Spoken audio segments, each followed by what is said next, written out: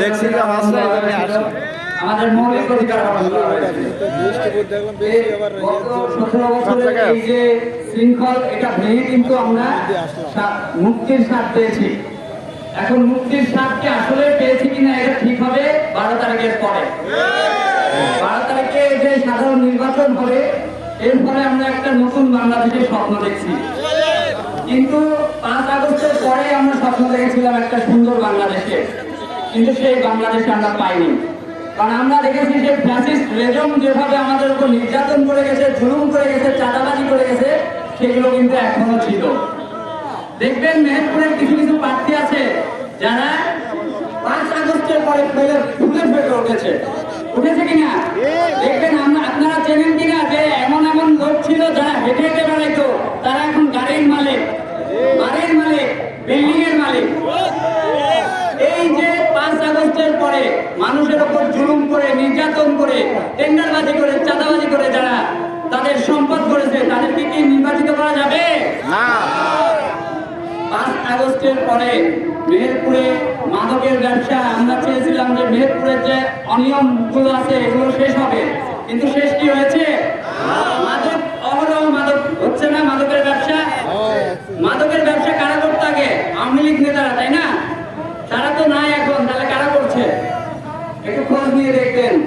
আর যারা সীমান্ত এলাকায় আছে, আপনাদের আত্মীয় স্বজন, খোঁজ নিয়ে দেখবেন যে যারা বর্ডার সিন্ডিকেট করতো, স্মাগলিং করতো, মাদক চোরাচালান করতো, অস্ত্র চোরাচালান করতো, তারা এখন কাদের স্পর্ধায় টিকে আছে।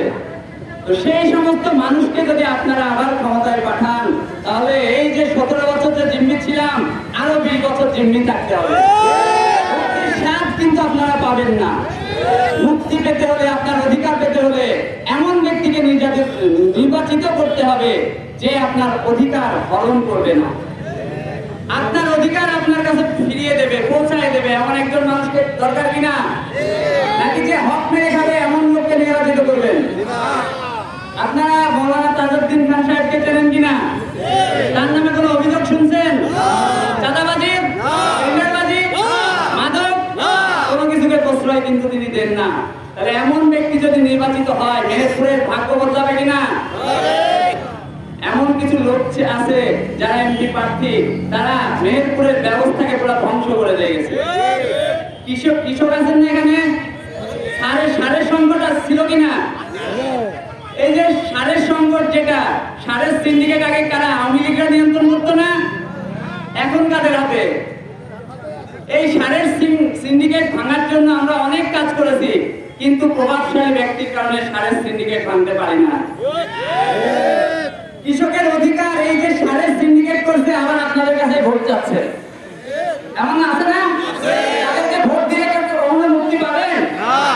আমরা এক নেতার কাছে গিয়েছিলাম, গিয়ে বলছিলাম যে সারের যে সিন্ডিকেটটা আছে এটা ভাঙা দরকার। তখন আমাদের বলা হয়েছিল এটা হলে নাগরিকরা কষ্ট পাবে, কৃষকরা কষ্ট পাবে। তো আমি বলেছিলাম যে নাগরিকরা তো কষ্ট পাবে কি করে, নাগরিকরা তো এখনো কষ্ট পাচ্ছে। তখন আমাদের বলা হয়েছিল যে আমার পিছনে যারা দাঁড়িয়ে আছে এরা কি নাগরিক না, এরা কি জনগণ না? তাহলে তারা শুধু তাদের জনগণ মনে করে তাদের কর্মীদের, তারা যা পাবে নাগরিক সুবিধা কাদের দিবে? তাদের কর্মীদের দিবে, জনগণ পর্যন্ত কিন্তু পৌঁছাবে না। তাহলে তাদের নির্বাচিত করে কি আপনারা ঠকতে চান? এইবার সুযোগ পরিবর্তনের, পরিবর্তন আপনাদের হাতে আছে। ভোট সৎ যোগ্য মানুষকে দিলে আপনারা পরিবর্তনের স্বাদ গ্রহণ করতে পারবেন। এবার কিন্তু 2টা ভোট পরিবর্তন করতে হলে, যেমন আপনার সৎ যোগ্য লোককে এমপি করতে হবে, পাশাপাশি গণভোটে হ্যাঁ ভোট দিতে হবে। গণভোটে হ্যাঁ দিলে চাঁদাবাজি, টেন্ডারবাজি যারা আছে, যারা আমাদের উপর নির্যাতন করতে চায় যে একবার ক্ষমতায় যায় তারপরে আমি দেখে নেব, এইটা করতে পারবে না। তাহলে দেশের পরিবর্তনের দরকার আছে কিনা? দেশের পরিবর্তন করতে চাইলে দাঁড়িপাল্লায় ভোট দিতে হবে, পাশাপাশি গণভোটে হ্যাঁ দিতে হবে। সবাইকে ধন্যবাদ। আসসালামু আলাইকুম।